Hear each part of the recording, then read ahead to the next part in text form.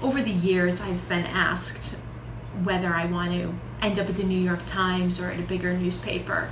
No, I want to go to a local newspaper. I want to stay at a local newspaper because I believe in local news.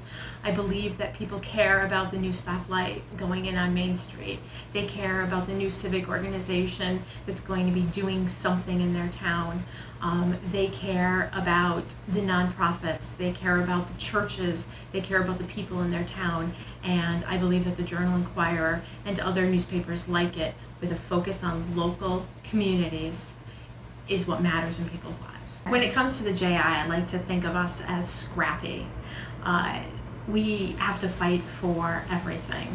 The reporters at the Journal Inquirer and the editors of the Journal Inquirer have always been hungry for news, and they're still hungry for news today. We go out and we seek stories in the same way that we did back in 1968. We go and we talk with people. We go to talk with people on Main Street. We call people in our Rolodex, and that's how we serve our community. I think the Journal Inquirer had a big impact in the community over the 50 years that it's been in existence, and the 40 years that I've been here. I mean, I think people, it's their hometown paper, and I always thought it was a little different, the way the people reacted it, like they were a part of it. You know, it was their paper. We had a lot of great reporters over the years, broke a lot of big stories, who covered the extra mile, and a lot of times they wrote stuff that some people didn't like. They uncovered a lot of rocks. They didn't mind going after people, and on a local level, sometimes that can be tough because you see the people that you're criticizing. We always had the backing of the publisher and the managing editor to go after those stories. The publisher, Mrs. Ellis, a big supporter of all the writers, and she really went out of her way to make sure there weren't any scandalous stories, that everything was checked out properly. So I think that's the number one thing in the Journal for working here. It was a paper very favorable to writers. It was a great experience. And I think I've known people in circulation, in composing the advertising, the press room, and of course the editorial part of it. There was something that stood out.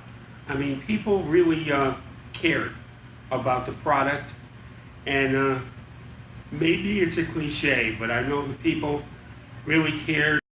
And that's the kind of things that I remember, that we had a pretty tight-knit group, that people who worked there believed in the product. It was a great time to be at the newspaper in the 80s and 90s. The Journal Inquirer was a rocking and rolling place. That was a great place for young writers to be, and it's been a wonderful place to work. I've gotten to travel many great places covering sports. I've worked at the Journal Inquirer for nearly 41 years. It would be 41 years October 5th, and I have no regrets about the time that I've been here, and it was a wonderful experience.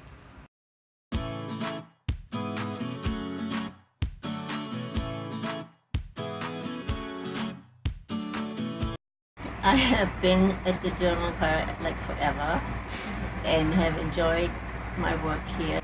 It's been a good experience, and I've had my dogs with me. The great thing about working at a newspaper and at the JI in particular is that you never know what your day is going to be like. You think you know when you wake up what's going to happen. You have an expectation in your head, and then something happens and it's completely different than what you thought it was going to be. And within that structure, within that frame, we make it work every day, and we learn new things, and we have fun, and it's the best job ever. And I think that is the one thing. Now, obviously, I haven't been other places, but every department here had that pride in what we were doing and the paper that we put out. And the bottom line is, it's all about the paper. And the employees believed that they were always putting out a good product. The Journal Inquirer is not afraid to print the truth. It's not afraid to touch a nerve, or make you think, or expose the selfish interests of those who would obscure the truth. The men and women at the Journal Inquirer decided a long time ago that they'd rather publish the truth, pure and simple, than make a lot of friends in high places. The JI tells it like it is. Somebody has to. This is Orson Welles with the Journal Inquirer. The JI tells it like it is. Somebody has to. And when he said it, you believed it.